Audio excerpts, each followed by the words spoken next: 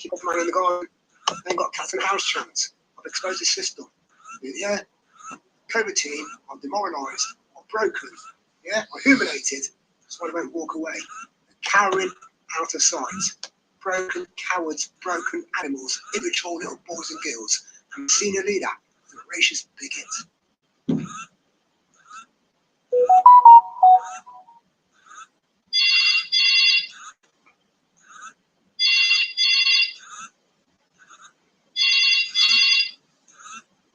Around the corner. So some everybody, yeah, realise the senior cabinet team leader in this modern day Peep and Tom gang, in the community workplace mobbing, modern day Peep and Tom, disgusting over and cover operators. The senior leader and all his boys, yeah, that is pushing to go and cover duty for him. They're all body boys of Coventry, yeah, of the sectors, of the police force, of the fire service, of the NHS, yeah, of the local community. Yeah, that's all going to humiliate him. He's meant to step up for his team. Yeah, so I'm going to clarify again. The senior cabinet leader, senior instructor, and the community leader is pushing all these cabinet boys out. Yeah, he's a broken bossy boy, broken fraudster, ready to step up for his team, ready to show his face. I'll fucking humiliate him, photograph him, video him, and fucking kick him to prison. That's how broken his senior police officer is, private detective. Yeah, bona fide bossy boy. And all the juniors underneath him. Yeah, he's kissing his ass.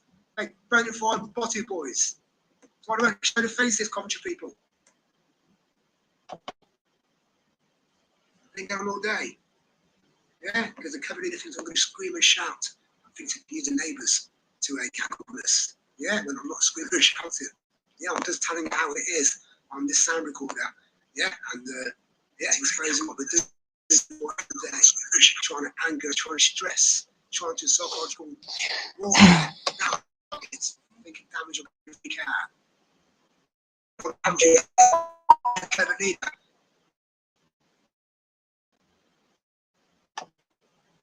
On the sound recorder. And yeah, exposing what we do. Trying to anger, trying to stress, trying to psychological warfare. It's making damage on the car. Clever leader.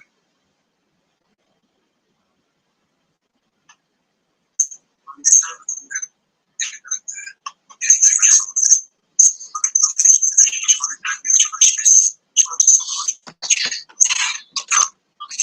They call it climate change, but it's not. It's weatherengineering.org. Dean Woodington. If that might be able to find the website. But it's worth going and checking out the history. And if you go on to educateyourself.org and look at engineering. They call it climate change, but it's not. After me, It's weatherengineering.org. Dean Woodington. If that might be able to find the website. They satanic control of the weather, and South England, restriction on the water supply. Mother Earth should never be. I was watching a documentary of the history of Tesla. The wireless energy goes back taking the technology. It's about hours. Need to play it in the background because in this dryness with lack of circulation of air, and the chemical engineering in the skies is not a good combination for the body. So yeah, educateyourself.org, go and checking out the history of controlling of the weather engineering, cloud seeding, geoengineering, and this is worldwide. This is nothing just about England. So it's all about commodities. If you go back in history, you look and it's very demonic, extremely demonic. So is you have to be evidence based, of course. So I wouldn't even dream of suggesting anything else, posting anything online, anything to come in the future to back, to bounce back on one.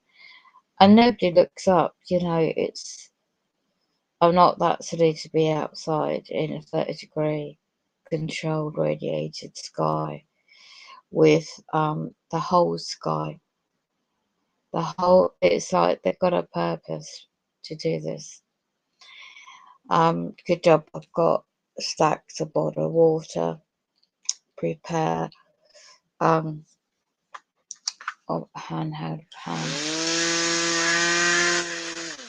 battery operated, because when you run a fan as well with dry heat, it just magnifies the dryness in your home. Okay, midday, if you got curtains, keep some of that off. And if you have what they call it mainstream UK media and weather forecasters imply you've got underlining conditions, this is not the time, the kind of environment to be in. And the mainstream narrative is portraying this as something to get used to. And look over it in Europe, the fires they've got. It's just also combined against the grain. Is a YouTube channel. It's a guy who lives in Croatia, Iger, IJOR, I think it's called. His documents what I'm seeing. I'm having to, it's not great getting radiated here, and all the BS that's still going on. But there's physically, you cannot exhaust oneself out. So the frequencies on top with the dryness of the heat, the cells of the body needs hydrated and to feed the cells. So basically, there's no point having a really hot cooked meal in this weather. But all those, I know what I'm going to see in these weather camps. It's just people packing to the seasides, right? Okay, so are they really going to realise what is about to hit the fan again? And in October, November, I wouldn't be too surprised if all the research, not just, well, the main one is financial, isn't it? Food distributions, shortages. You see, people are still out tonight, then there's not going to be an issue. 2023 and 2024, well, there is. There's an excellent channel, websites out there, and, well, if I had his skills and contacts, I would not be here. Definitely, off-grid. It's always been my ambition. Like-minded people, off-grid, away from it all. But it's like you're camping out in your own home.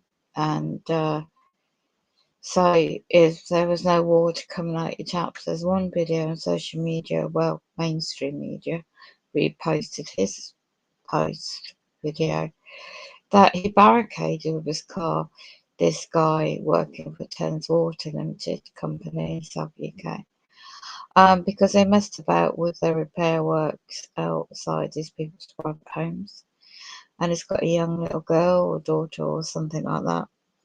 And they had no mainstream water, but did they ever think to have a backup plan? Always, always. In the times we're in, have a backup plan for any scenario. And it's not easy if you can't afford it. But did they think? I remember this, I don't know how long ago now, when there was a major problem with the water supply in my area. And they had a system where they delivered bottled water. Ever since then, that taught me a really good, and I researched this, how to safely because you need the drinking water. The body does. The percentage of the human body is made of water.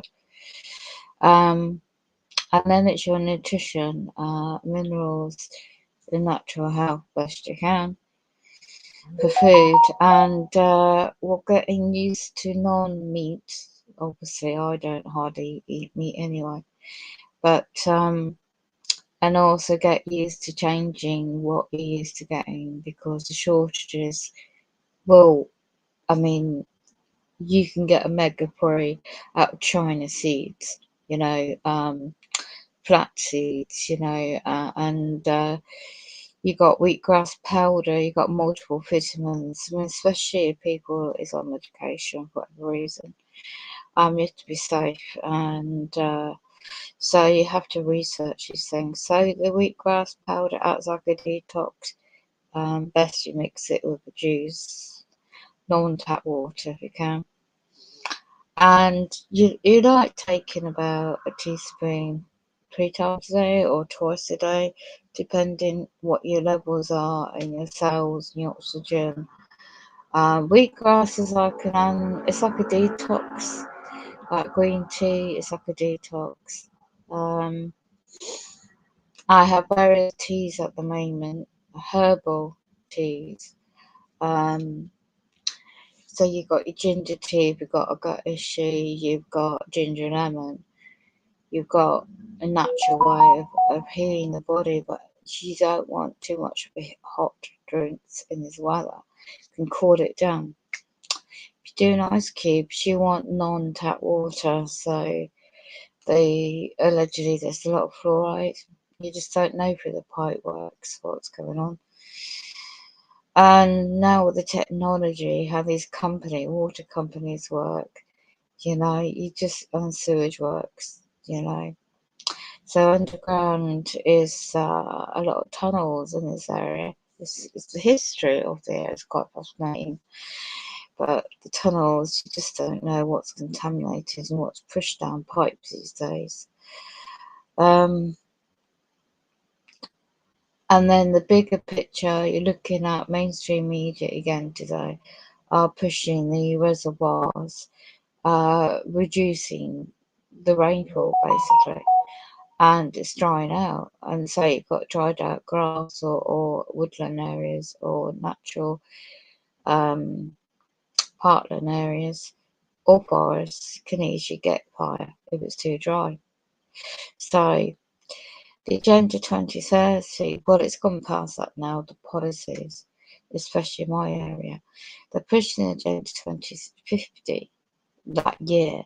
So everything's pre-advanced in the monetary system, technology, and the future of smart everything. Yeah. So the definitions of smart can mean different things to different people. But so everything's metered. Okay, so you just think of how the radiation can, the spraying, there was not one, it wasn't so, if it wasn't so hot and dry and everything else, I'd be out there getting a picture or something of the sky and show you how I'm just so exhausted with the heat myself. So I won't be doing that. I've got to keep hydrated. I'm just trying to.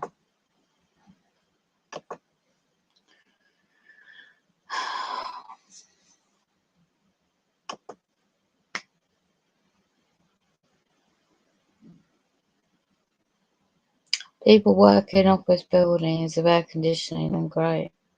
People that don't have the opportunity or cost or ability to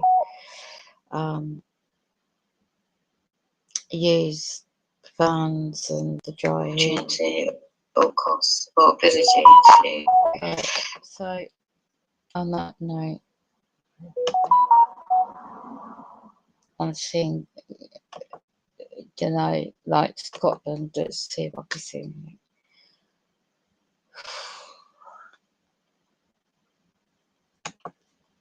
weather cam. Very dry. Not one cloud in the sky. So I'll go to the Isle of Wight.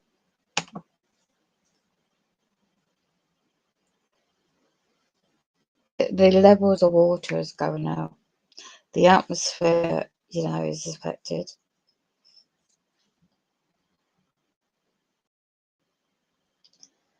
I mean, anybody can replay these weather cams, and you can see how that radiation.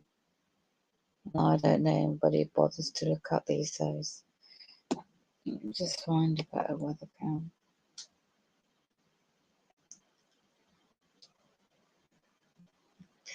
North Scotland. Well, this is an interesting one. It's a nice little breeze above Scotland, but it's a bit early to actually see this descend. So I'll do a screen share on this. I'll do that one too. When there's pink in the skies, in the oh my gosh, there is. Oh, this is so sad to see. Iron oxide levels.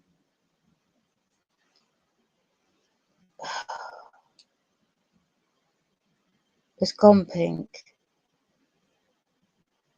How long it's been like this in the sky today? Let me just check. Good job we're not out in this. This can affect the lungs.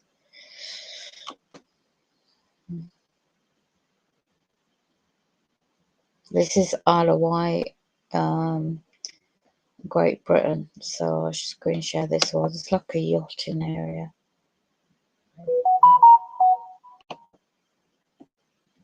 And this is part of Great Britain.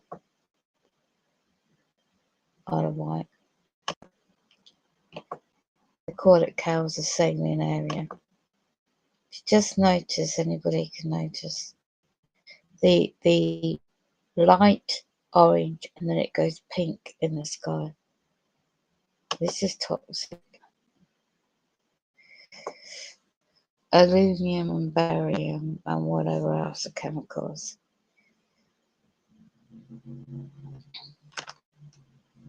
This is a webcam that just goes to and from, and it's just giving the reflect onto the wall.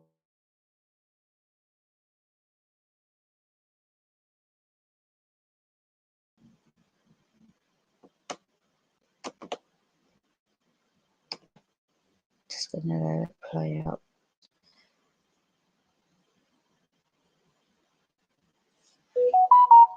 I mean, this is just different parts of the world as well. It's not just over here. You see, you've got the coronal mass ejections. You've got the sun. The projection of Earth, the corona. The magnetic field. It's actually lessening the corona holes in the sun. I'm not a scientist, by the way. I'm just observing. And so they have to spray the sky. They've got to go to such a high altitude. And on my channel, I've caught them spraying. Yeah, the radiation is pounding down. You can imagine people at the coast and the beach getting that radiation on their bodies and their head, on their skin. They can't see it. I can see it picking up into where the camera is panning around from left to right. You see the haze of the orange, then it will go pink. So I'll play that in the background while I get something to eat.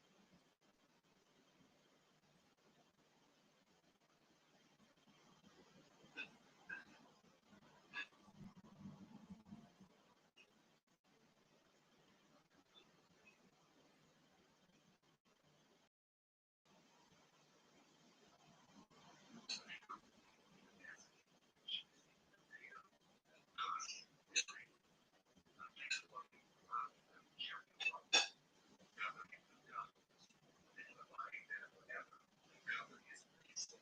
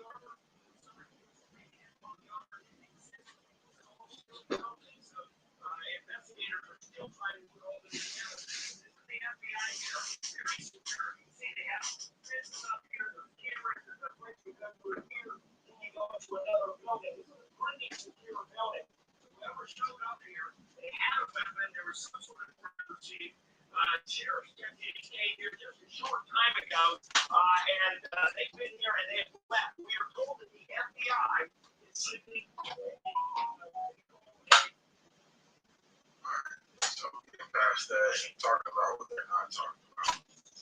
They go in to try to detail how agents need to be prepared. They're saying that agents need to be system.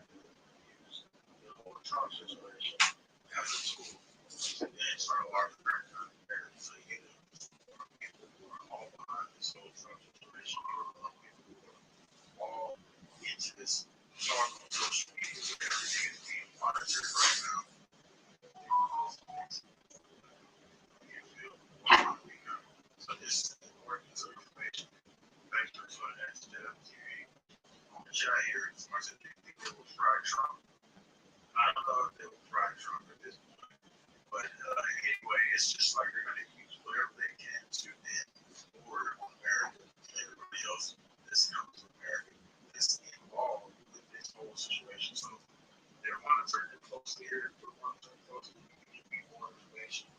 Thanks for tuning in. We also talk about finally that disappears. That would be the next situation. But we'll come back for more updating about this more information. So then somebody says all the world is stage.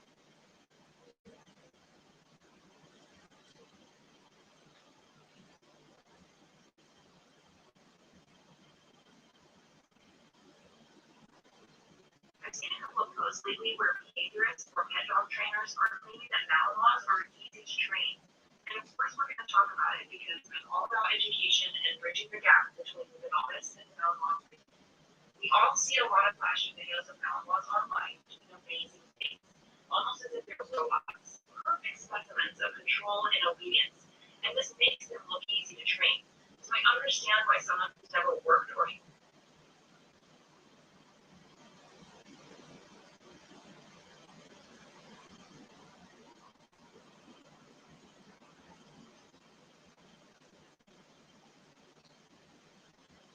go to the bathroom and something.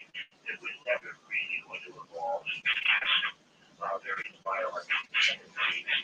And that's why we proposed a book to eliminate all public restrooms, to eliminate all places that advertise public restroom, men's room, women's room, etc. And that's why I thought the FCC's prohibition against jokes about excretory notions should be a knows that this kind of conversation is very consistent.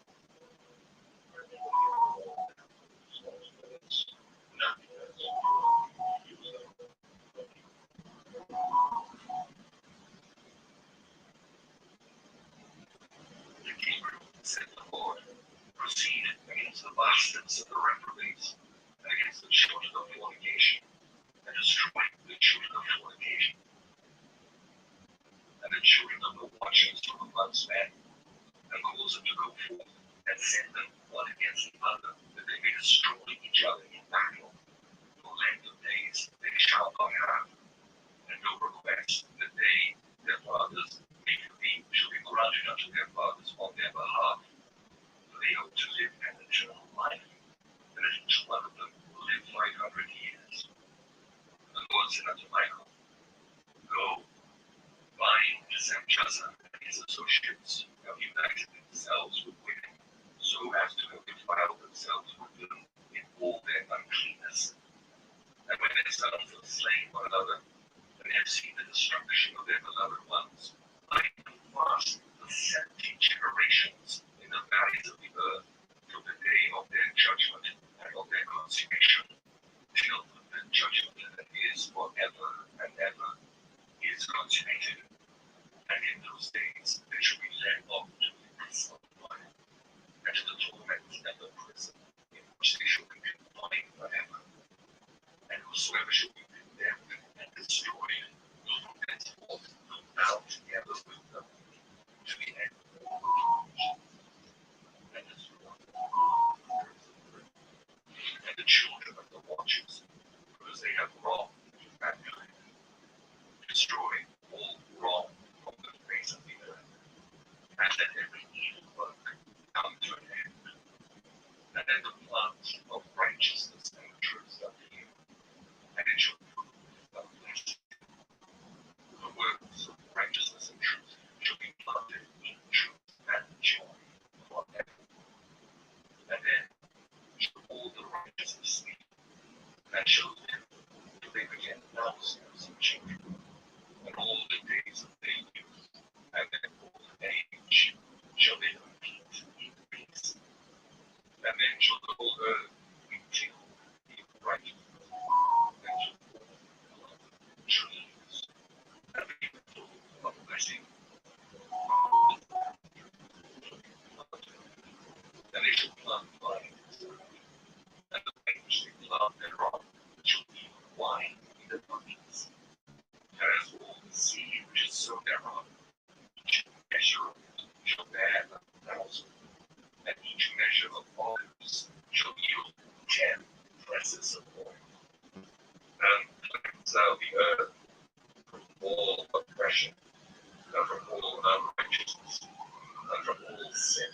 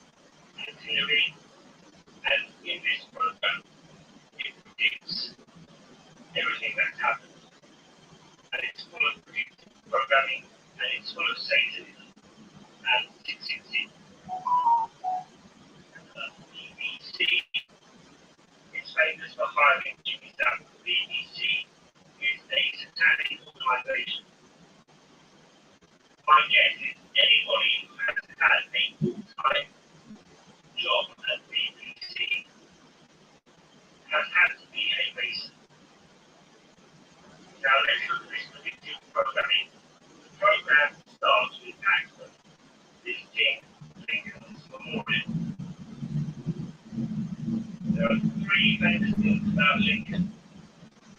One is that he was shot. So this is predicting that Trump will get shot.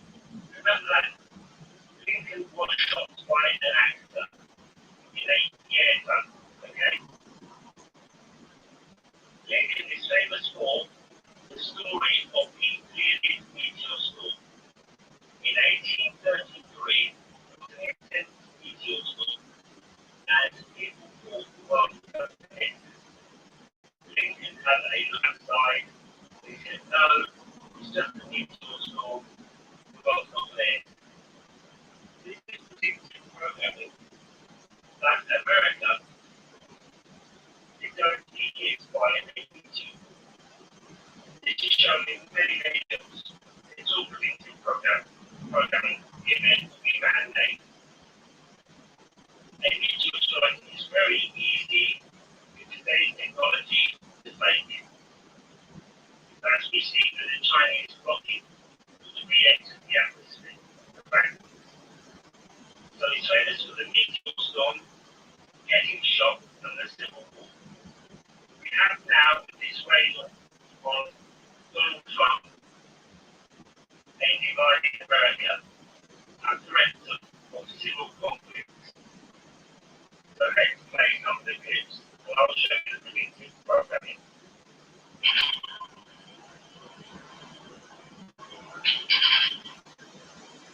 Abraham Lincoln was the greatest president America ever had. He was essentially awkward, but he was visionary and he was heroic, and he earned the respect of the. So that's him talking about you. This is an obvious reference to what's going to happen to Trump. Now we have a political analyst saying how Trump is an actor. And at the beginning of this program, the theme is that Trump is an actor.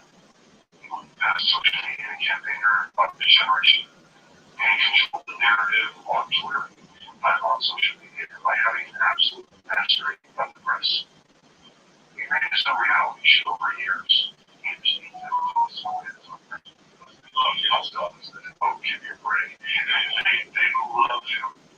From the beginning, it was just great fun. It was a reality show. He was only 666. Here's what he is. A bunch of not very exciting characters. Sometimes being the tallest force. The tallest force is always the president of the United States. Then he goes on to talk about you. Remember, you was not going to look at this time. In this show, it shows a theatre production called You, which mocks both Hillary and Trump, and it shows you that it is all theatre. Round of applause to our two nominees, Hillary Clinton and Donald Trump. The tallest, but the joke of the world's most powerful human is a woman who critics call an establishment puppet. This is right for better. He has the name of a much loved musical and you and his talent.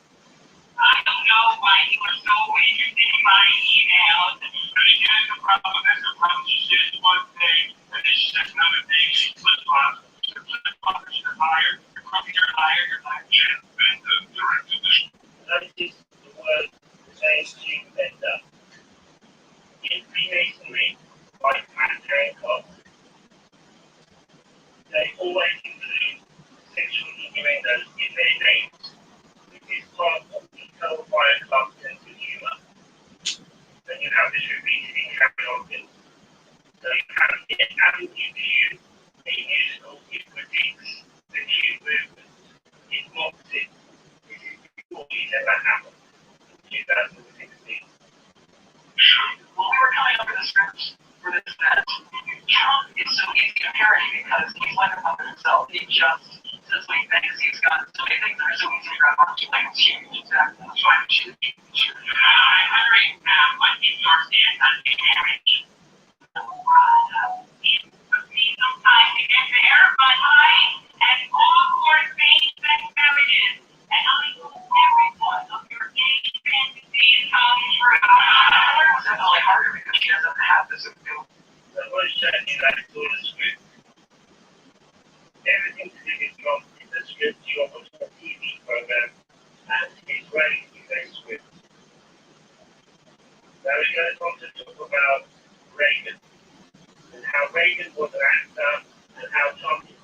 actor, the US president. Ronald Reagan was off the silver screen and into the White House. Uncle Trump descended his ill-escalated policy named Trump Tower. But Ronald Reagan launched a job that said Trump was just above, but that's it. So it shows you there that it's all scripted and that Trump is an actor. Now we get to look at the most interesting part of this film, which predicts current events. That is very important. So it's full of satanic things. So here we go. You ever become president now?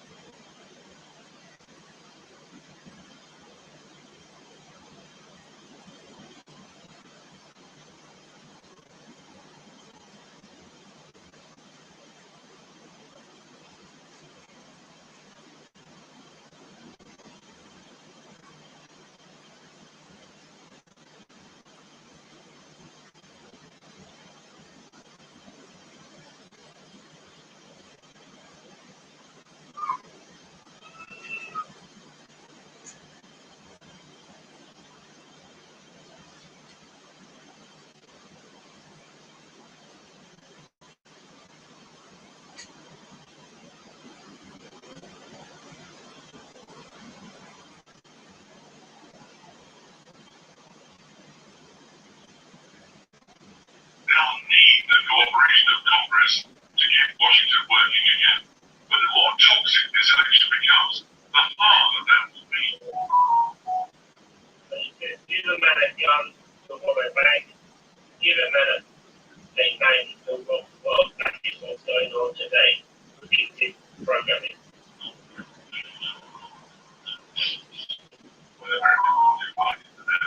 It's not just the two candidates casting an unsparing eye over their opponents. Very comfortable summary budget. And very good your question. So the program covers this art collective called In Decline. It has a statue of Trump. The statue of Trump, the naked statue, is wearing a Masonic ring.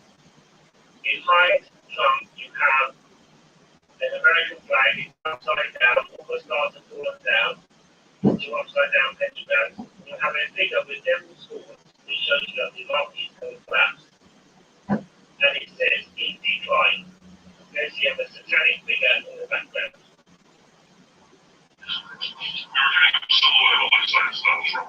He's a little lighter. He's a lot lighter. But he's got the same near mass to it, which is cool about it. The British don't do it too. So it says, here's the satanic figure, In Decline, naked Trump. Now watch this. Remember, DT is famous for Operation Warp Speed. In decline. Titillated America when that light. So here, you have MSK, which looks like mask. And here it says Chapter 666. And then you have the square and compass of Freemasonry. Size naked. Chapter.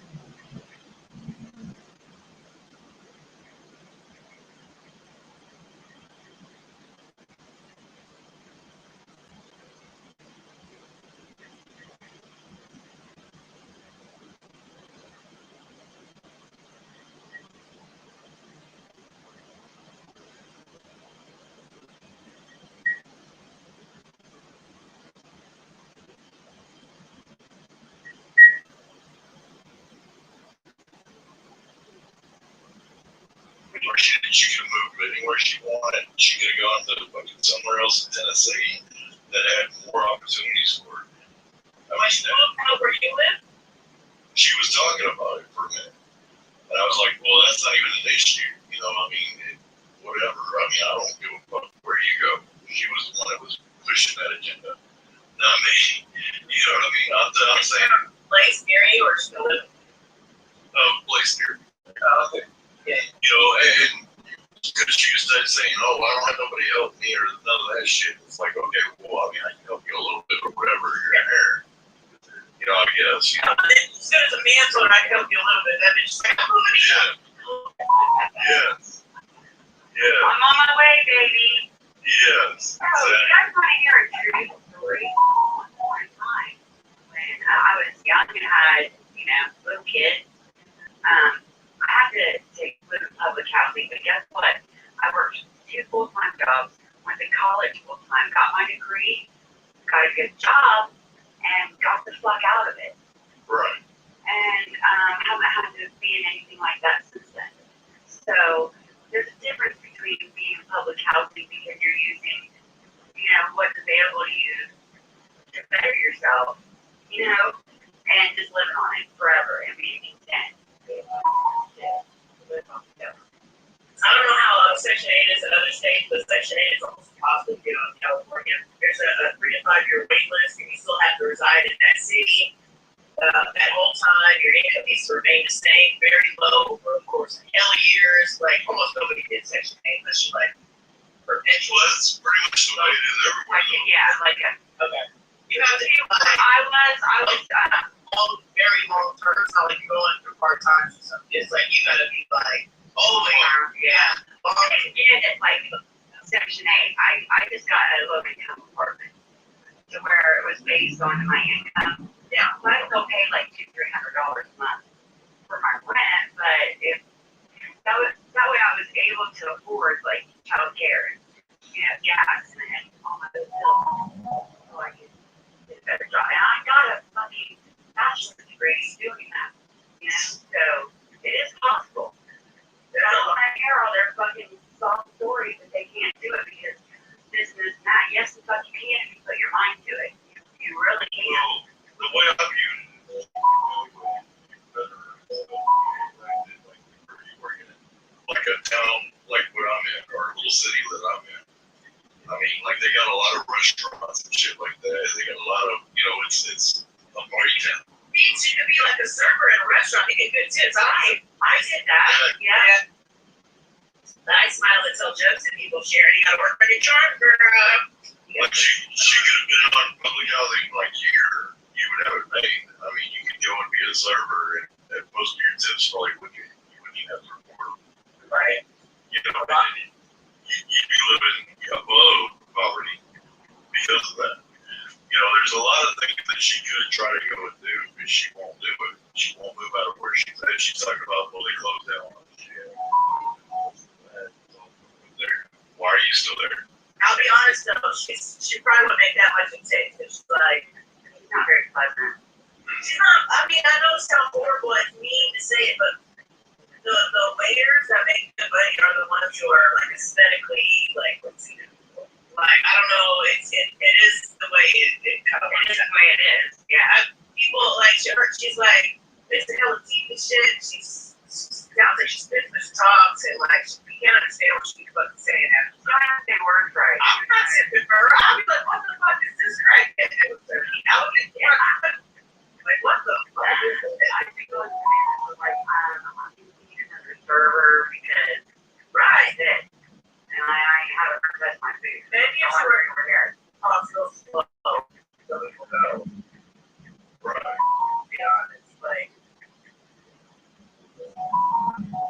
I am in other company positives. I worked as a server. It was great. And I do really good. I'm pleasant, like I'm a pleasant person. I'm not hard on the eyes. I'm not, but I work fast. The secret to about joke is laughing. I said, we first have people think, the secret to doing well as any kind of server is to make sure that the cooks like you. Because when the cooks like you, your food gets served quicker. It's just, that's just how it rolls. Got it? Sure. And only men who love me as much as white men are the Mexican men, so that's For sure. yeah, you already know then. And I call me around here, sorry.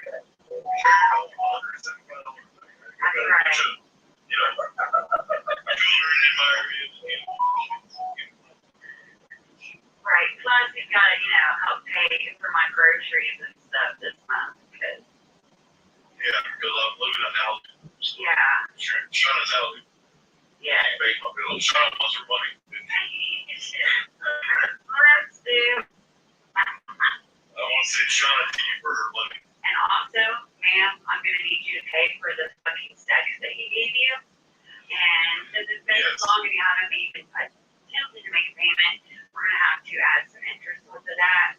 So. And then we're going to repossess, Sharon, I don't care if you're poor. I shop at the grocery outlet every week, so I know.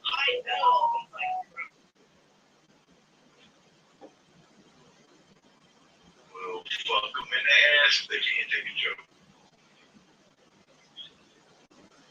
What you up to? That's right. I'll go right in the ass if they can't take a joke. Hello, ladies and gentlemen. That's right. Welcome to the show.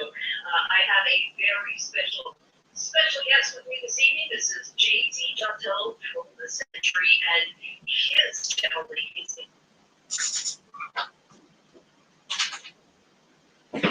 It's trying to consuming to slap together an audio clip like that. It takes me usually less time than the clip is long. Yeah. To slap it together and hit, upload. Actually, I spend more time on my titles than I do uploading the clips. So. I'm sure. It probably gets up there lickety split. It's like a. Well, yeah, I mean, on 5G ultra wideband, it's basically fiber for your cell phone. So. Yeah, those aren't but a minute. Those clips. Wow. Like I said, really short.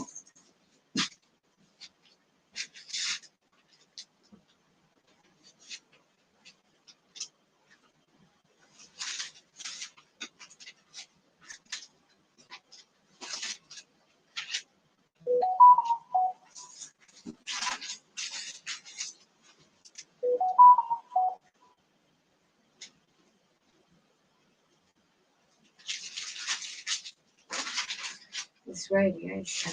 Okay.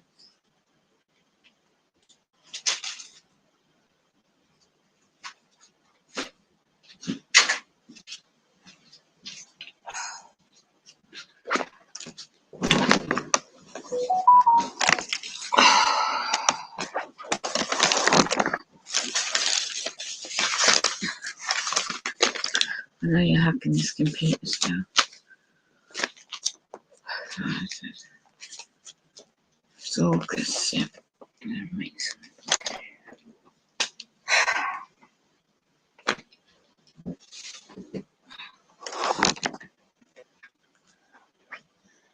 So many. So,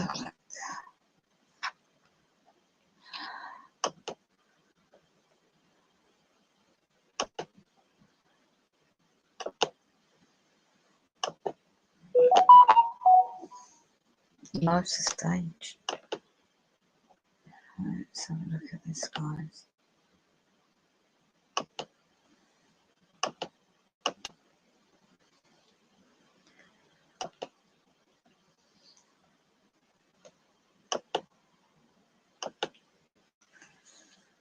Got just a hazy pink colour.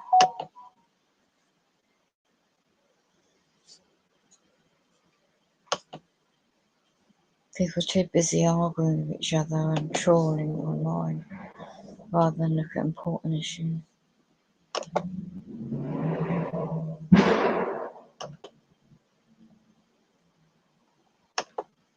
Demonic. Wow, this is really pink. Wow, this is really strange. Love to be another way. But not when it's radiation. Speedboats. You see? Only the certain entities that are sold out. I don't know what the temperature is meant to be like now.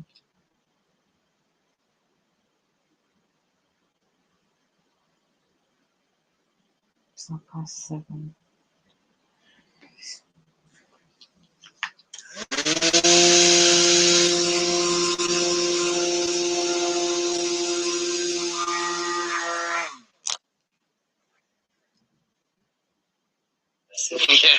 Yeah, so I want to address Amish. She says that sounded like an RJ apology. I don't know if you're referring to my apology to Vita or to No. Eli's apology. Yeah, so I want to address this RJ apology thing. RJ's apologies are fabulous. RJ's apologies, I believe he really means in the moment, right? Aren't they convincing? Aren't they great when he says it to you and you really believe that he's turned over a new leaf, guys? They're awesome, but guess what? They're fake as hell.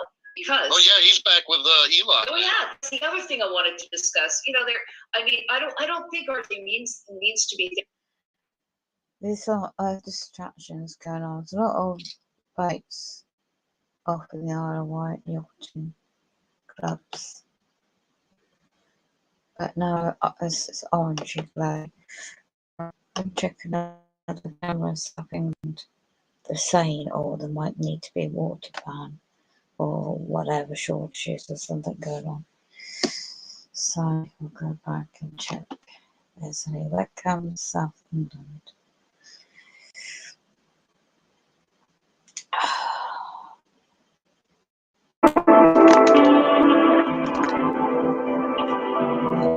Check the Scotland yet.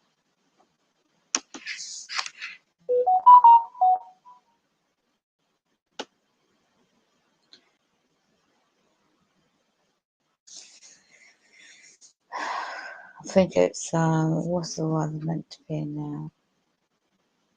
Let's just check if I can get a forecast.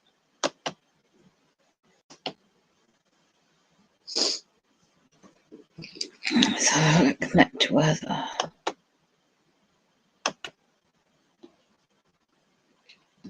So I'm getting the history.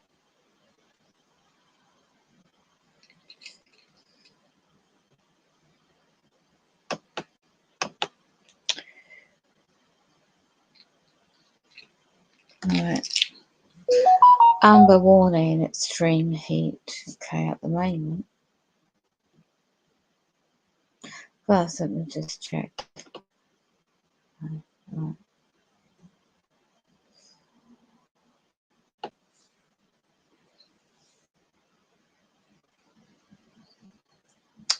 Right. So let me just check again. The radiation is strong. 29 degrees right now. 29. Let's check the time. It's not going to be comfortable sleeping either.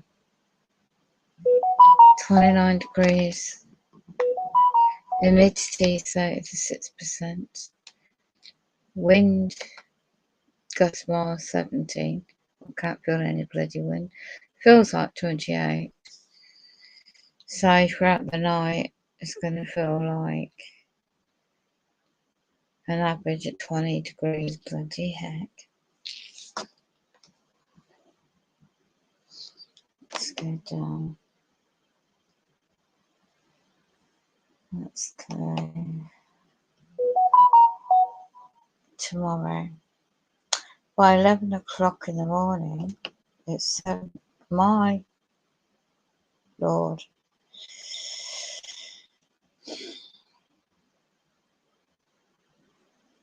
Absolutely want to cause a drought.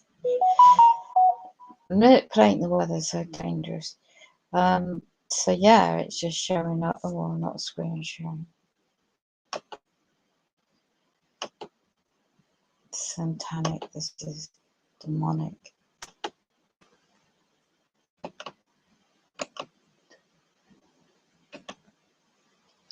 So UK mainstream weather forecast also for tomorrow. So you wake up to 24 degrees. By 11 o'clock in the morning, 27 degrees. So the peak is really from 1 p.m. Because we really want people to use up their gas. We don't need gas, it would be electricity. Right, let's see. So that is tomorrow.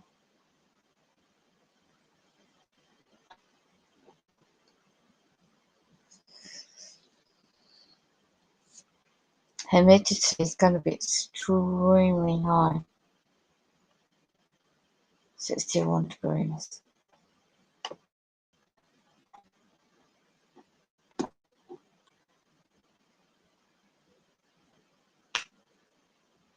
Friday? You're joking me.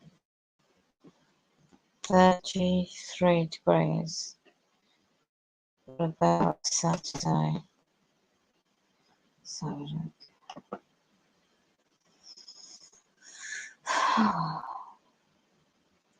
Again, midday, between 1 p.m. and in the evening, 7 o'clock in the evening, still 30 degrees. This is unbelievable. The humidity, 83. That's going to be the highest Saturday. That's going to do it.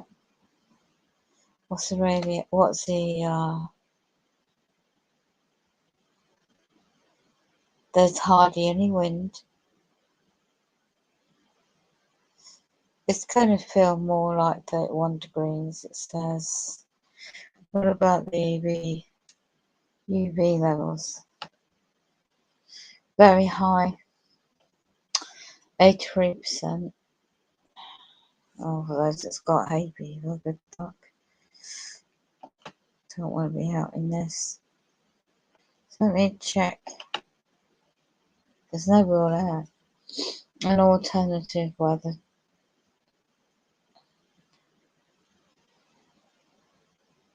Could be like 27. Air quality is what I'm looking at.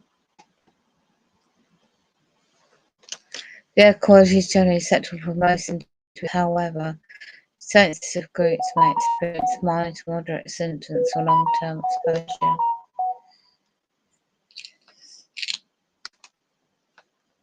Health activities you won't want to run in this weather. Keep banging the door, you stupid idiots. That don't start one day.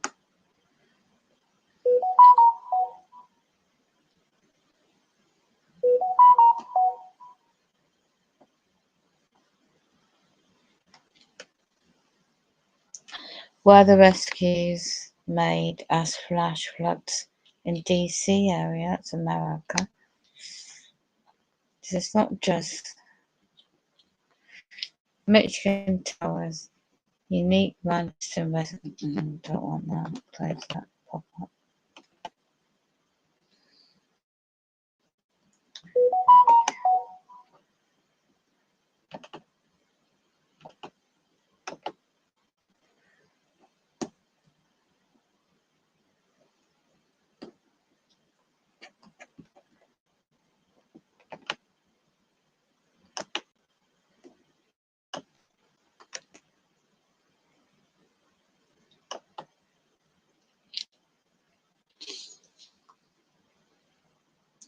So that can be make a fortune.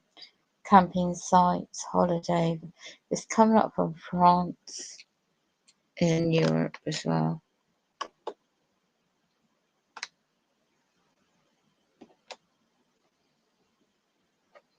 So where they have the growing of farmland, you know, you're gonna have people walking to the beaches down there, overcrowd them. I wonder what the prices are for a UK holiday. So, but you just won't even get anywhere.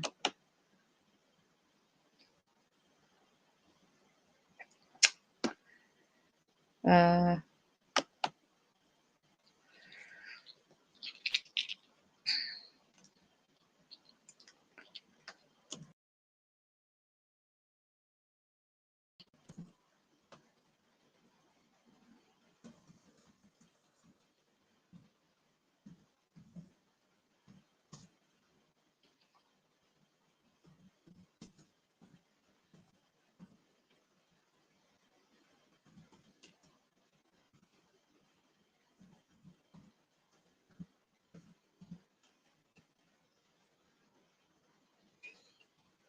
won't even get into.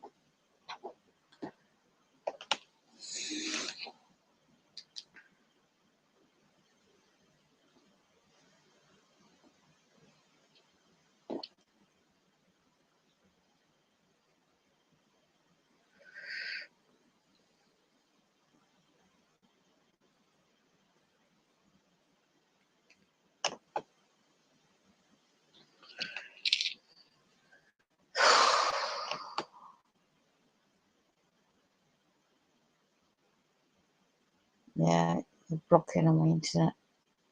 The main, I'm not paying for the company anymore.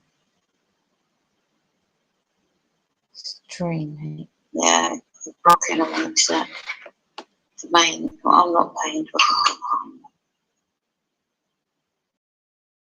Streaming. Yeah, they're blocking on my internet.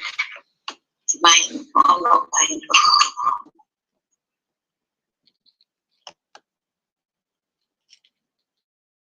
prices.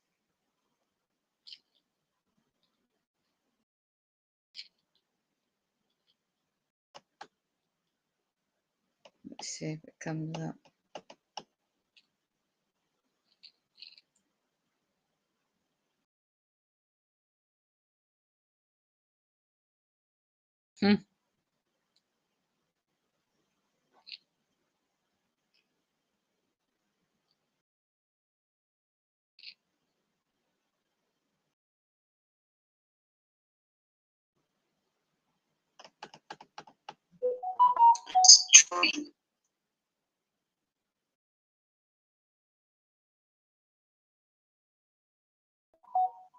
Look at all that dryness.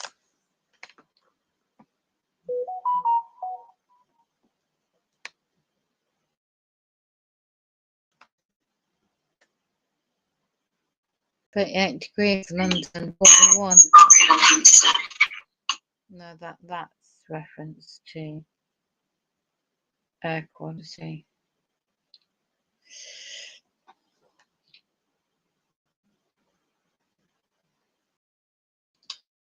Right, let's see. The cost. I bet they're putting the prices up deliberately.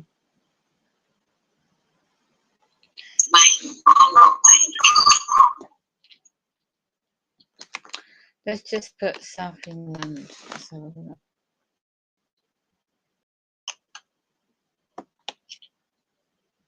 prices.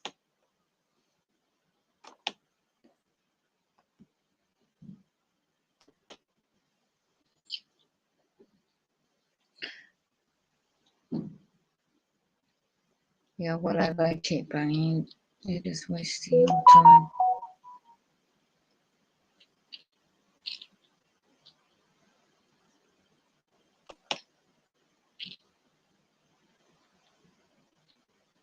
Let's see if it comes up.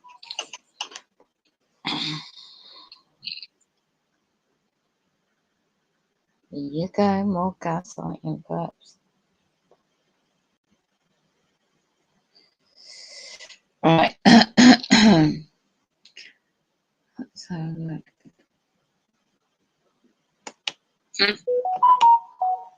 Don't want to be in London.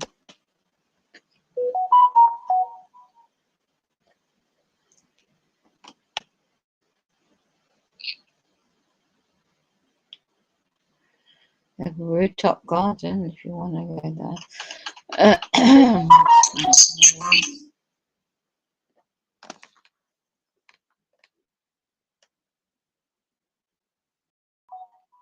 Look at all that. Oh, here we go. Agenda 2030.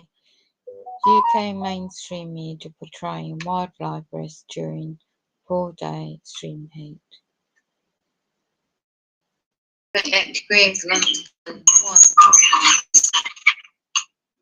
that's reference to air quality.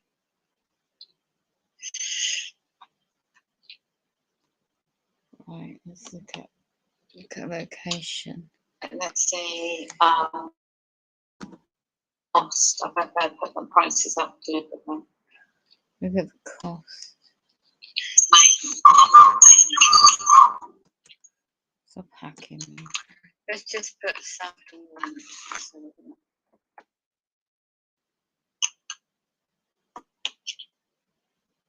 Prices.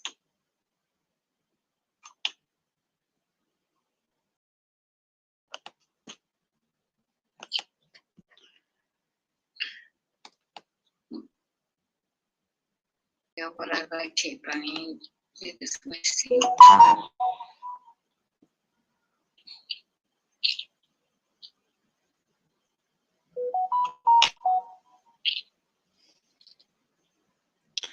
Right.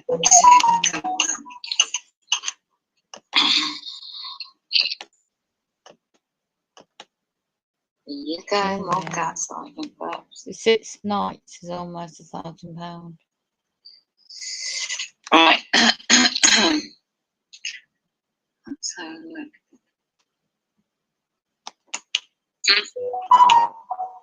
Don't want to be in London.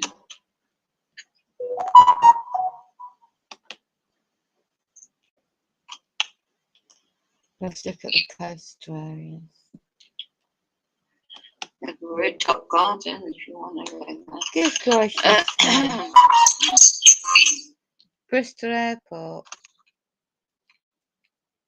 for 6 nights, £5,000.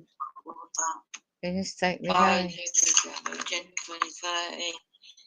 You're UK joking. mainstream Look at these media portraying prices. wildlife arrests during 4-day streaming. Let's go to different locations, see what the prices are. Oh, Reference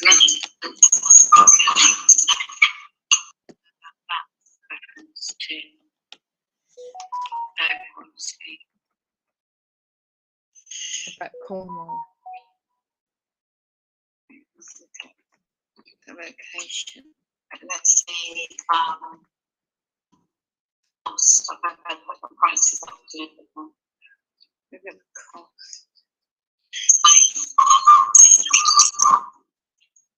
Unpacking. Let's just put something. Wow. For 6 nights, it's still almost £1,000. Prices.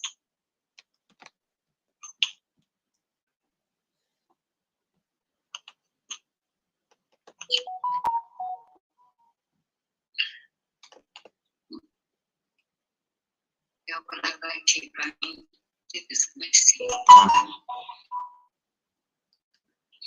I knew they have these resorts set up. All changed. Adults only one as well. Right. Oh shit, that's happening.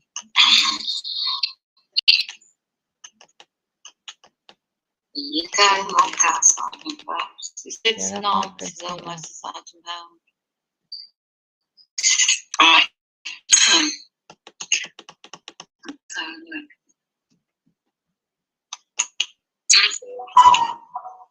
That one in It's just demonic. let's look at the coastal Yeah. areas. Like a red top garden, if you want to go there. Good gracious. Bristol Airport for 6 nights, At the time, I really do think he wants to study £5,000. some, but it just slipped right what can you say? They turn and Yeah, look at these prices. That was the big blow up in the mod. That was the big mod chat fucking blow up that Eli had. Was he said something about wanting to bring RJ into the mod chat? Everybody said, believe. Yeah, hell no. Hell We don't want him here. We won't come to any stream. Eli, FYI, that walking stream you did where nobody showed up. That was actually a mod chat thing. We decided we wasn't showing up to that just to show what you look like if you brought fucking RJ. And it was fair. Like 2 people. Yeah. I mean, nobody likes him because I mean, didn't he do another flip within a flip? Didn't he come back Yeah. a little bit and then he flipped again? Immediately, within less than 12 hours. If you'll go to my community wall, I'd like to show Eli who sent me that last voice note of his before he lost his shit, apparently. By the way, Will is back over on, with us now because he was with us and with Eli, and Eli made them choose. Set up. Oh, you guys didn't make them choose. No, we never make anybody choose. We don't care. Yeah, and there is a so, Will's like, dude, I've known him longer, I'm not personal, I still love you guys, ever around, hit me up, maybe we can get together, because he don't live that far from us. Maybe we can get together sometime, meet in the middle somewhere for each of us if we meet in the middle. And I'm like, yeah, cool, man, I get it, I'm not angry, go be you, man. That's all I've ever said is go do you, just don't let me catch you talking shit about me. Yeah. I don't care who you hang out with. You can hang out with people that hate me. If I find you're hanging with me and talking shit about me behind my back, we're done. He's a about respect. It's about respect. You can be there if they're talking about me. I don't care. The second you talk about me, we've got a problem. Yeah, and I have an example right here on my grandma. This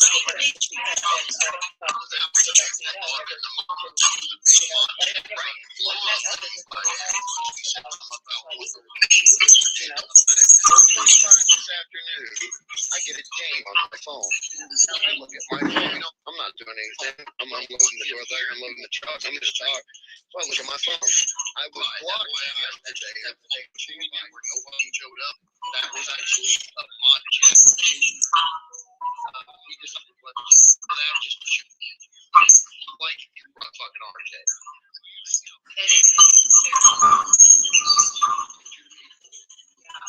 Yeah, I mean, nobody likes them.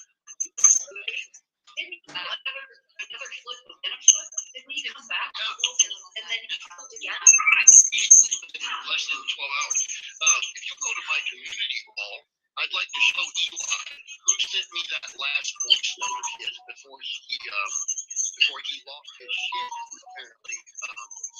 By the way, Will is back over with us now because he was with us and with Eli. Eli made the choose. No, we never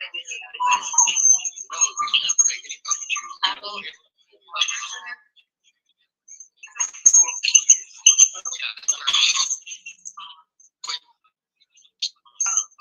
So, like, dude, I'm no longer, I'm not personal. I still love you. You can hit me up, maybe we can get together because you don't live in Florida. Maybe we can get together sometime, meet in the middle, somewhere for each of us to meet in the middle. And I'm like, yeah, cool, man, I get it. I'm not you, man. That's all I've ever said is go do you. Just don't let me get you talk shit about me. I don't care who you hang out with. You hang out with people that hate me. And talk shit about me behind my back. None. It's about respect. It's about respect. You can do that if you're talking about me. I don't care. The second you talk about me, we've got a problem. Yeah, and I have an example right here on my grandma.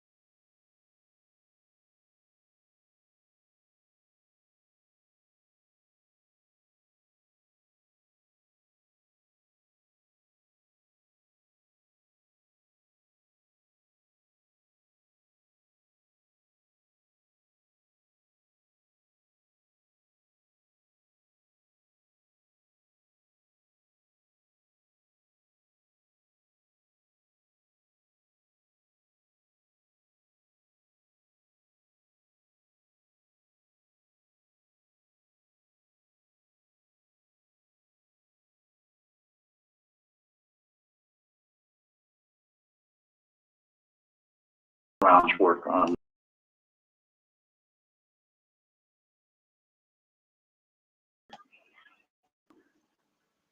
when this battleship arrived in the harbor and then up into the Philadelphia Navy Yard in January of 1940 approximately.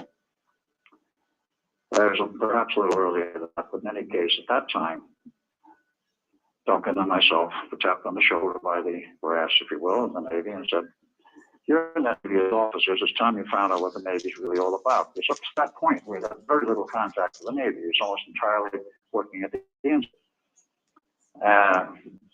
Aside from that fact, of course, we had a social life. It was quite easy and around Princeton and that whole area. Of course, there were a lot of social activities. We were part of it. We took part when we could. Because at that point, before the war started, there was not dawn to dusk and then all night type operations. It was on essentially 8 to 5 bases.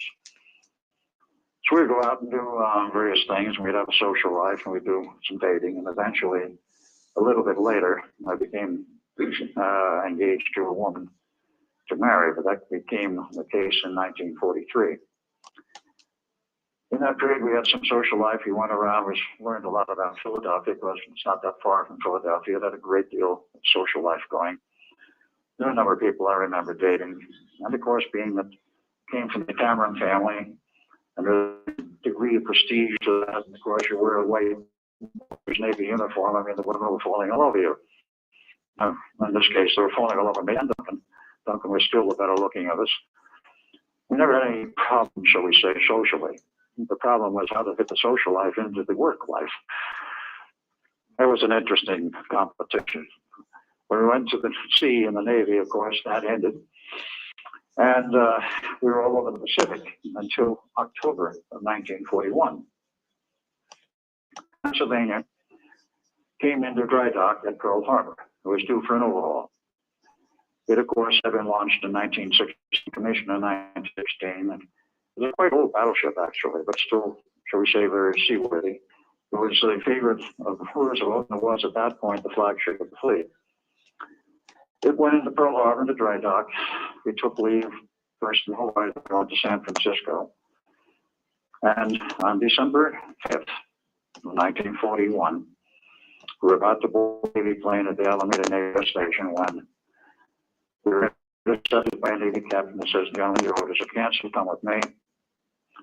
And we followed him into an upstairs room at the Naval Air Station and met Hal Vaughn Sr. This was the first time we had met him. He was the director of the Office of Naval Engineering, as they called it in those days. It's since been renamed the Office of Naval Research. And he said, "Gentlemen, your orders are canceled.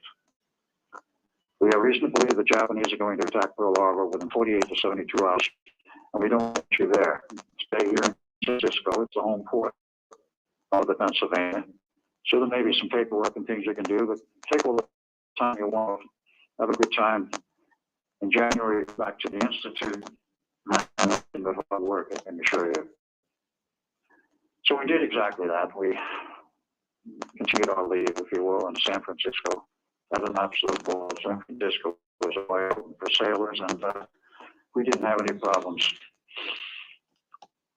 And of course, history records it on December 7th, the Japanese attacked Pearl Harbor. It was known in advance by certain people in the Navy and the military and the brass. And it was known in advance, as I found out many, many years later, as Al Bailey, by a woman whose husband at that time was stationed in 1941. I was going to note that the people expected an attack for 2 months prior to December 7th, but nobody knew whether it would come or when. All the male population on the island of Hawaii, Oahu, which was where Pearl Harbor was, were armed. The military gave sidearms to every male of appropriate age, 18 or over, on the island, expecting an invasion. Now, the population expected it there 2 months before it actually happened. What about all the law afterwards that it was a sneak attack?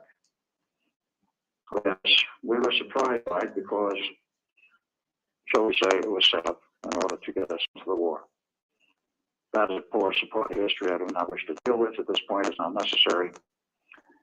But we were not there when it happened. In January, we returned, of course, to the Institute of Advanced Studies, January 1942, and preparations were underway and well advanced for the test on the battleship. Now, they did not want to cut into the deck of the battleship in order to, shall we say, bury machinery and equipment below decks. If the ship were being built and there was known that they wanted to put this type of equipment on board the ship, then they would have made preparations for a space to store the equipment. But this was, of course, the first stage of a series of experiments. So we flashed to the decks, and heavy equipment was on the dock side. Tesla, getting back and talking with him, is very concerned about the fact that his calculations showed you had to go up to many, many times the power, almost 100 times the power used for initial test. And we were talking megawatts of RF energy and many kilowatts of electrical energy through the coils. You designed 4 coils to go on the deck of the ship, whatever ship it might be, which were conical. Love them, I'd add conical coils instead of the flat round or the typical type that you wind on the core of the transformer, which is flat layer by layer. These coils were spirally wound. Small at one end, they get bigger and bigger and bigger. He considered them more efficient. He made flat coils, which were spirally wound. He said they were more efficient than the standard techniques then being used and to this day being used. These coils stood something over 6 feet high, 6.5 feet high. They were copper tubing, approximately an inch and 3/4 diameter, hollow, because they had to pump coolant water through them in the final design. And one cable connecting the top and this one at the bottom. They said 4 of these on the deck of the ship, whatever one it was, whether it was a battleship or whether it was a later Eldridge. And they would be pumped with AC power from special which were designed for this job. It provided the magnetic field. The electric field was internal to this.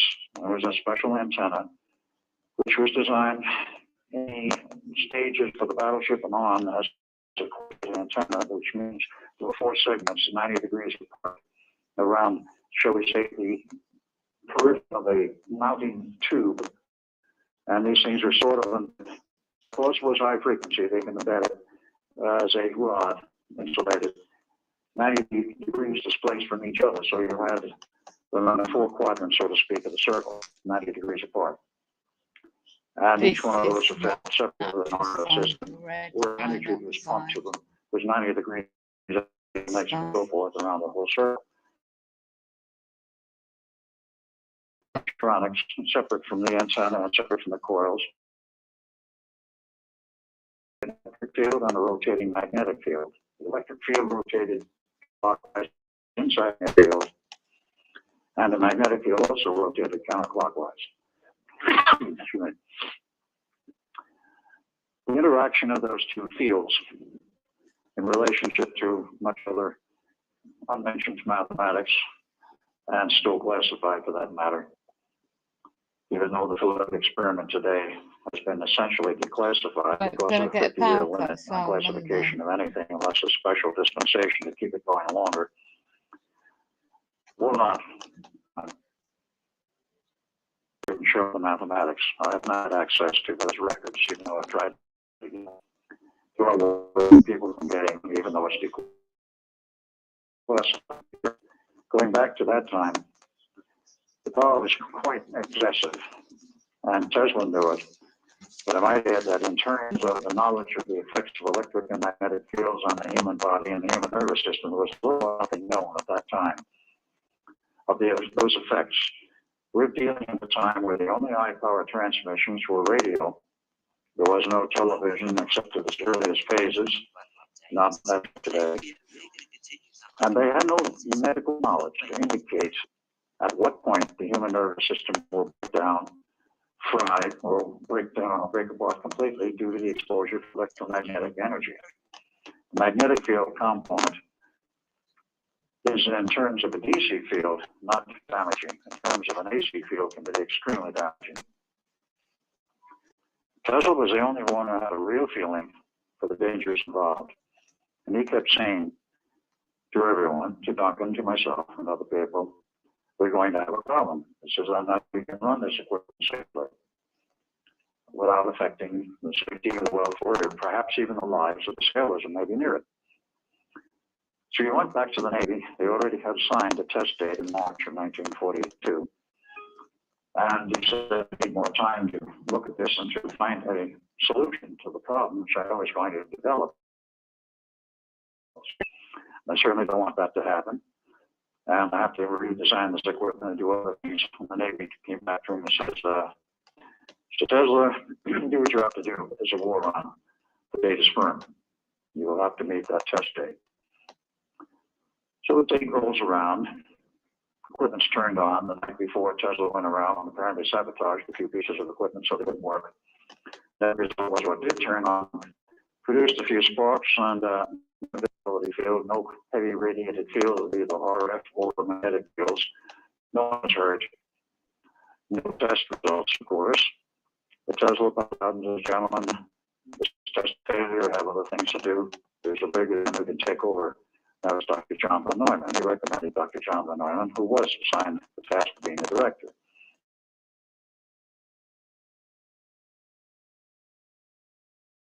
To find out what went wrong.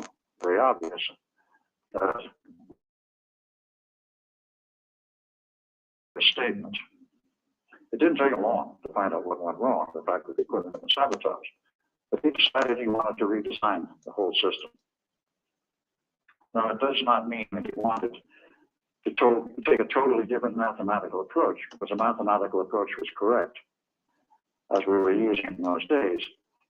He decided that he wanted to scrap the analog system, which Tesla was using. By analog, I mean... Let me just go back to this. Right. The Tavistock Institute Human Relations. I thought it was much.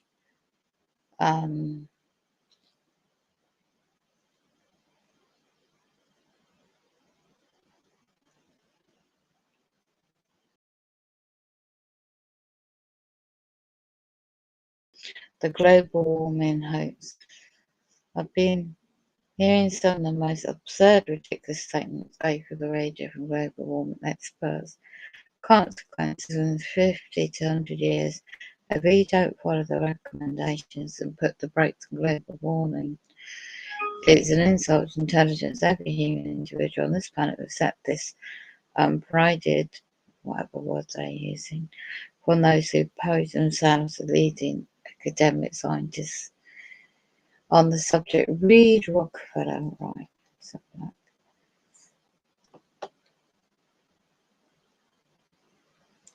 Rockefeller and Rothschild purchased and bribed giant recipients be posting articles which was designed to expose the misdirection, deceit and false conclusions of the global warming.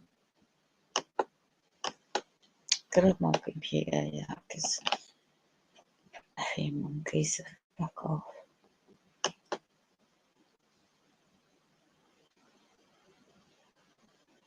So what's it say? 2007 articles debunking the global warming myth. I was Christopher Macon, third Viscount, in which he published an article 2006 and A. Gore's Truth, Twisty and Deceptive Claims.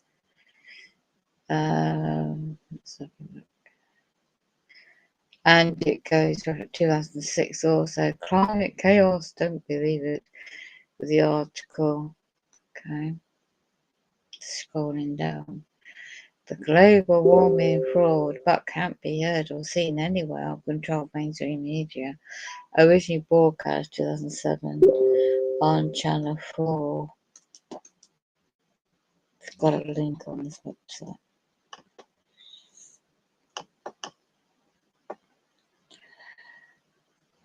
Global warming, a hoax designed to further rent the globalist New World Order agenda. Let's have a look.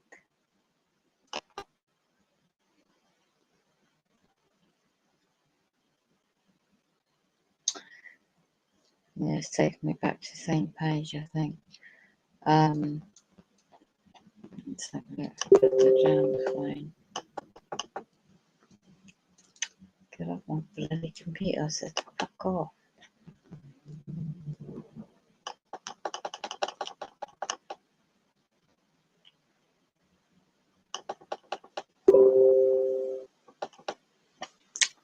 Yeah, take it now to read.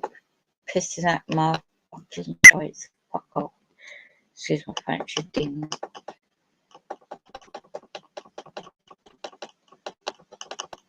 I know you're hacking in, I can hear it. Global warming, psychological operations, psyops, conditions to make the public believe that we're going into a lot of trouble in the near future if we don't take steps. And do it quickly, steps where the illuminated want us to follow so they can further control over our lives and still make tons of money. So it's about smart agenda. Currently goes into an article here. The Global Promotion Campaign makes the same propaganda peak oil campaign, formerly headed up by the CIA family, goes into that reference to peak oil index. They keep pounding on these propaganda themes in order to get you subconsciously accept them as true. That's why these lying jackals employ those truths, honest, sincere, etc. While they are lying through their teeth. Bush Rice goes into the list of people, pathological liars, and of course the Tavistock trained psychopath liars. Story time. Yeah, I can't cover her. Bloody attention-seeking people that don't realise it's really important. They use television and production companies. Goes into what they were doing there.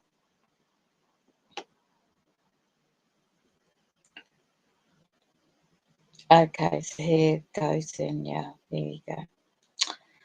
Right, so it goes into reference about their secret technology to create the atmosphere warming over polar regions. That's what's going on. HARP, HAARP, as obvious one, and there are other secret systems we know nothing about. So you got, I don't know if it's working. Go away, you bloody bugs. Effing about my bloody game.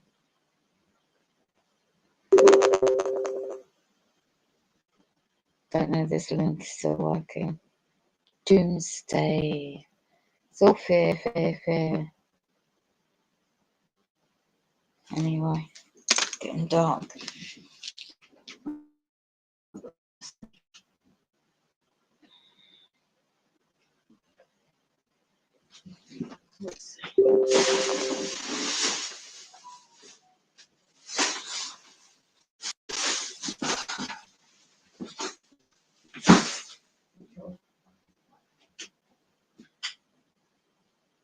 I'm sure everything.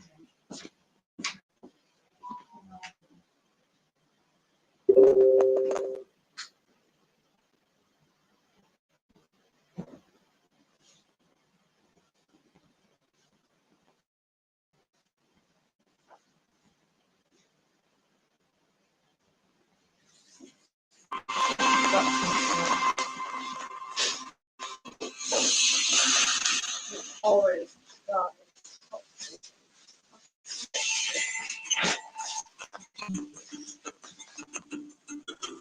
Are these men guilty? Is it fair to accuse this girl? Have these women done anything wrong? Yes, says the United Nations Climate Panel. Man's use of fossil fuels is jeopardizing the future. So, the United Nations Intergovernmental Panel on Climate Change, or IPCC for short, has put man on trial.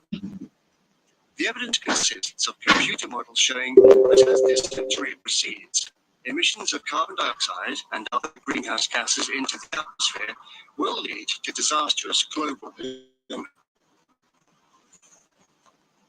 But a number of internationally acclaimed climatologists say it is far too early to put mankind on trial. 6 degrees C, and now we're taking them in. It's not a particularly warm period. Not in the context of or the perspective of past times. Interesting diagram. One of the things about the climate change issue that is a great concern to me is the fact that some of these policy decisions could cost quite a lot and yet have no effect at all on the climate. In my commission, I hardly find anyone which would subscribe to the IPCC scenario. The question is why flawed models are used as a basis for enormously expensive policy decisions, far-reaching policy decisions. They shouldn't be. I have to speak out and say that the science we have is still incomplete. And the science we're being told by the IPCC is really incorrect science.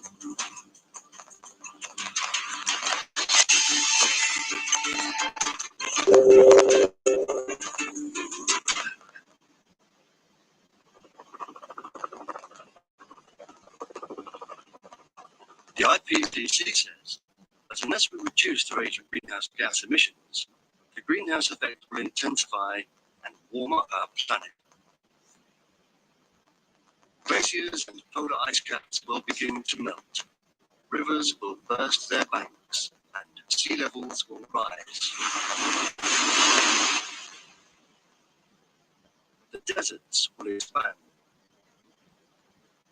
If this United Nations Climate Panel scenario is correct, it will have wide-ranging consequences for people everywhere.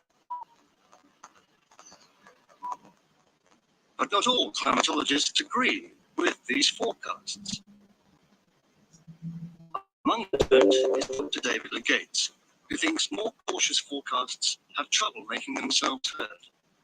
Somehow the IPCC has become a global warming Bible, if you will. You can't disagree with this global warming statement.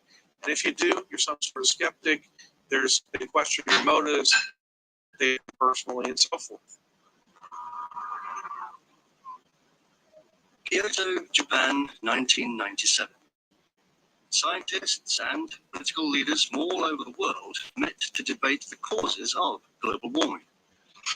Excellencies, honored guests, distinguished delegates, ladies and gentlemen, welcome to Kyoto, to the United Nations Framework Convention on Climate Change. The Kyoto meeting concluded that we must limit CO2 emissions to prevent disaster. The IPCC based its conclusions on computer models that attempt to predict what will happen if we double CO2 emissions. The worst case scenario shows increases of up to 5.8 degrees centigrade.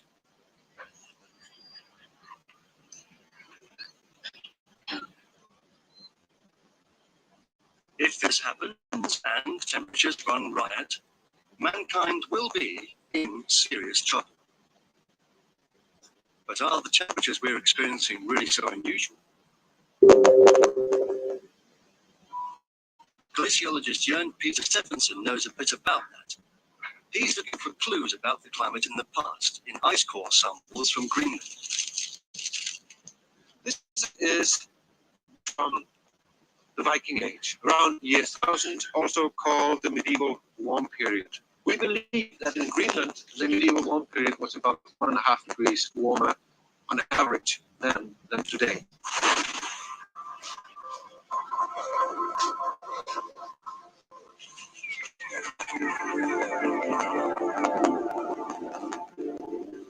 The Inland Ice Sheet, Greenland, summer 2003. Nordgrip, the Greenland Ice Core project, is being reopened to drill the last few meters through the sheet to the rock beneath the research station.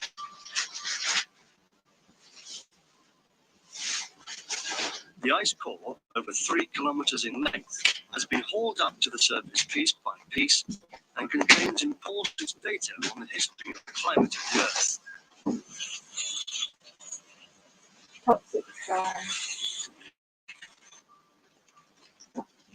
It bears the fingerprints of climatic conditions over more than 120,000 years.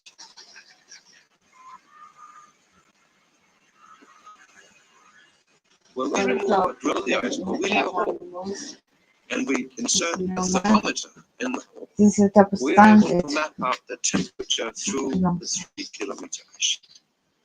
Now that temperature, if we do it precisely at thousands of degree accuracy, then the ice is not going to know how cold or warm it was on the surface at the time the snow fell. So, using those temperatures, we've been able to reconstruct the temperatures of the last temperature. The temperature data from the ice sheet reveal long periods with much higher temperatures than those we experience today. They tell a fascinating tale of natural temperature fluctuations in the northern hemisphere, from times when man had no influence on the climate whatsoever. Now, as we approach our time, we can see that in the period between 4,000 years ago and back to the period 2,000 years ago, which is actually the Roman age, the temperatures have been decreasing in Greenland by 2.5 degrees. Then temperatures increased gradually up to a maximum point around the medieval warm period, we call it 1,000 years ago. And then temperatures declined and goes down to minimum around 1650 AD, comes back up a little bit in the 18th century, and then around 1875 we have the lowest point in the last 8,000 years, right here, and that matches exactly the time when meteorological observations started.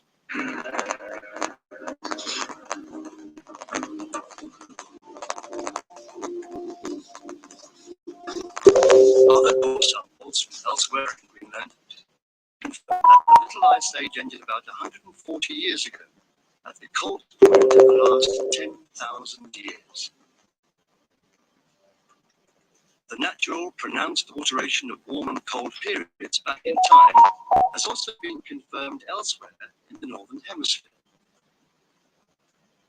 Carbon-14 dating of organic matter from peat bogs and tree rings confirms the pattern. So did data from site-type caves in China and measurements from North Africa. There is considerable evidence that major fluctuations in climate are normal, and that the recent warming may be a natural consequence of our leaving the Little Ice Age in 1875. The problem is that and I agree completely that we have had a global temperature increase in the 20th century. Yes. But an increase from what? Probably an increase from the lowest point we've had for the last 10,000 years.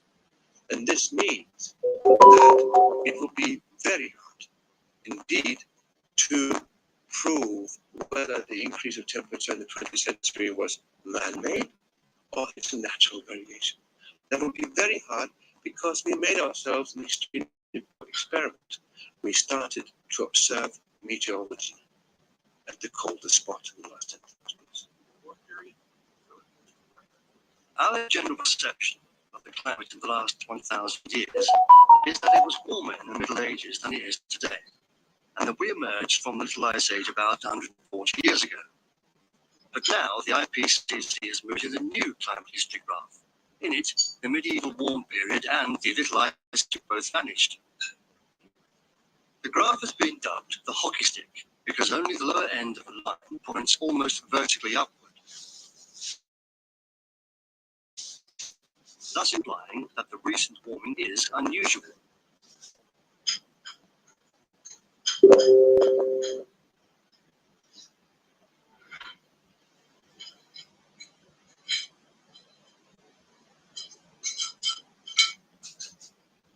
Thank you.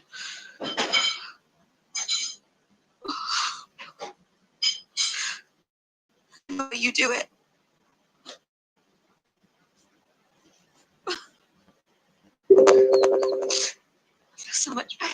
Many thanks. Enjoy your happiness. Has outlined 7 indispensable pillars for nuclear safety and security. We note with great distress that Russian forces have violated several of them during their military aggression against Ukraine. Norway strongly condemns Russia's illegal and unprovoked invasion of Ukraine, which has gone on for half a year. President.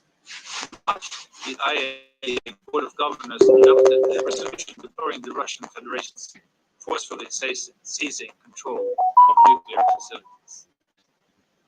The board expressed, and I quote, great concern that the Russian Federation's aggression is impeding the agency from fully and safely conducting safeguards verification activities at Ukrainian nuclear facilities. We call on Russia to return full control of all Ukrainian nuclear facilities to their Ukrainian operators. The ongoing war has disrupted direct communication lines between them and the Ukrainian regulators. This is extremely dangerous. Nuclear safety and security deteriorate from the presence of an armed aggressor. The staff operating the facilities are under psychological and physical stress, and they are at the mercy of an invading force. This is not conducive to the safe operation of nuclear facilities. Norway has had a long-standing cooperation with Ukraine on nuclear safety and security. Ukraine for its commitment and dedication to ensuring continuing nuclear safety and security in the country under these severe circumstances. President, damage to and destruction of civilian infrastructure is unacceptable. It must always be protected in accordance with international humanitarian law. We are concerned Russia's occupation of nuclear power plants in Ukraine means also seizing control of the central sources of electricity for the Ukrainian civilian population. In closing, President, Norway again underlines that the Russian Federation must immediately withdraw its forces from Ukraine's internationally recognized borders and cease all threats and military actions. This would restore Ukraine's ability to ensure safe and secure operations at nuclear facilities.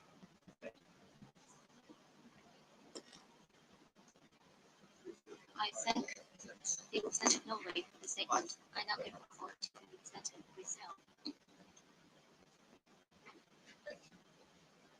Mr. President, I thank Director Ross for his clear and comprehensive. Brazil has been followed with great concern news about recent Chinese incidents at the facilities of South Korean nuclear power plant.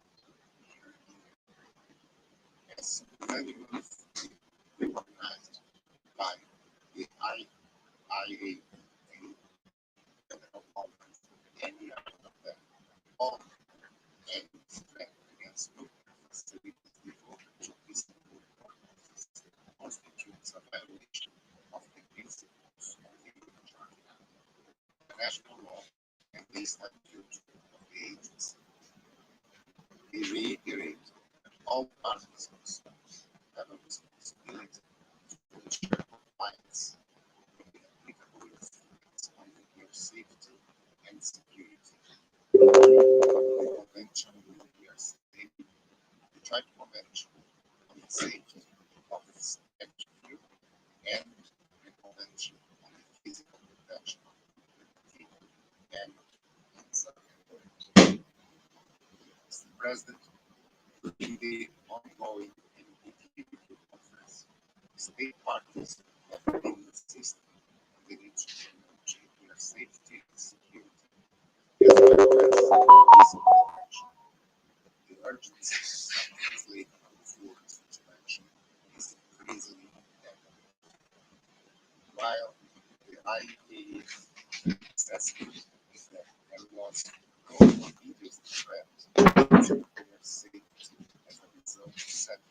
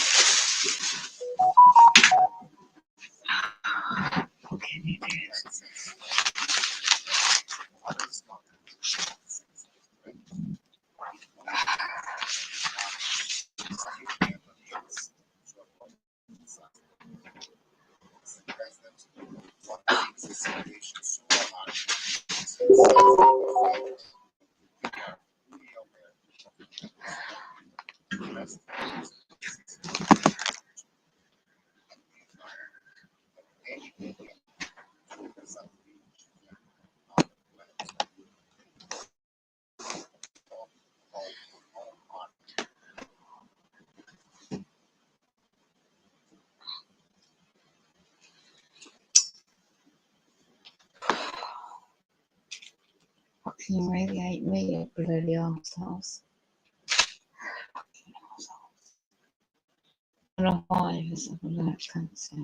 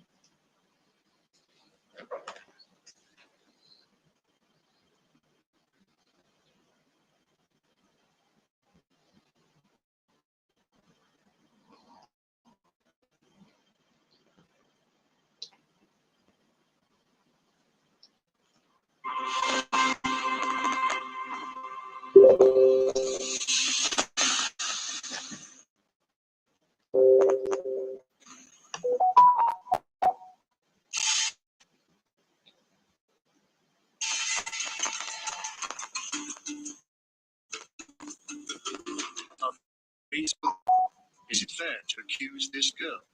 Have these women done anything wrong? Yes, says the United Nations Climate Panel. Use of fossil fuels is jeopardizing the future. Here we The go. United Nations Intergovernmental Panel on Climate Change, or IPCC short, has put man on trial. The evidence consists of computer models showing that as this century proceeds, emissions of carbon dioxide and other greenhouse gases into the atmosphere to disastrous global warming. But a number of internationally acclaimed climatologists say it is far too early to put mankind on trial. 6 degrees C, and now we're taking them in here, and it's not a particularly warm period. Not in the context of, or in the perspective of. One of the things about the climate change issue that is a great concern to me is the fact that some of these policy decisions could cost quite a lot and yet have no effect at all. With my commission, I can hardly find anyone which would subscribe to the IPCC scenario. The question is why flawed models are used as a basis for enormous policy decisions.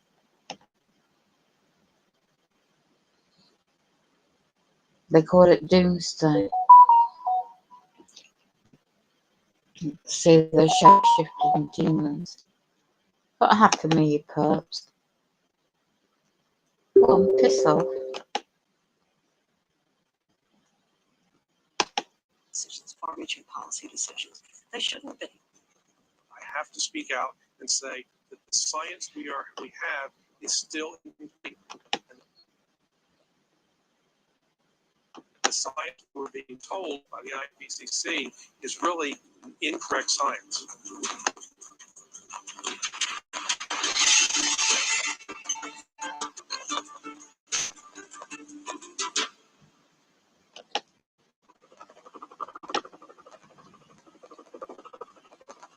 The IPCC says that unless we reduce ranging consequences for people everywhere. Among those who don't is Dr. David Legates, who thinks more cautious forecasts have trouble making themselves heard. Somehow the IPCC has become a global warming Bible, if you will. You can't disagree with this global warming statement. And if you do, you're some sort of skeptic. They question your motives. They attack you personally, and so forth. Kyoto, Japan, 1997. Scientists and political leaders from all over the world met to debate the causes of global warming. Excellencies, Wow. distinguished delegates, Look at that. ladies and gentlemen, welcome to Kyoto to the United Nations Framework Convention on Climate Change. The meeting concluded that we must limit CO2 emission disaster.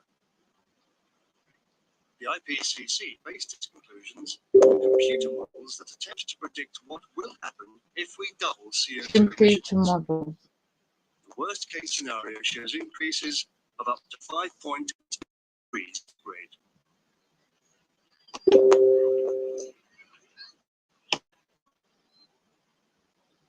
If this happens and temperatures run riot, mankind will be in serious trouble. It's hot, you But idiot. are the temperatures we're experiencing really so unusual? Right. If you want to see it, it's on this We platform. emerged from the ice age about 140 years ago. But now the IPCC has moved to the new climate history graph. In it, the medieval warm period and the little ice age have both vanished. The graph has been dubbed the hockey stick because only the lower end of the line points almost vertically upwards.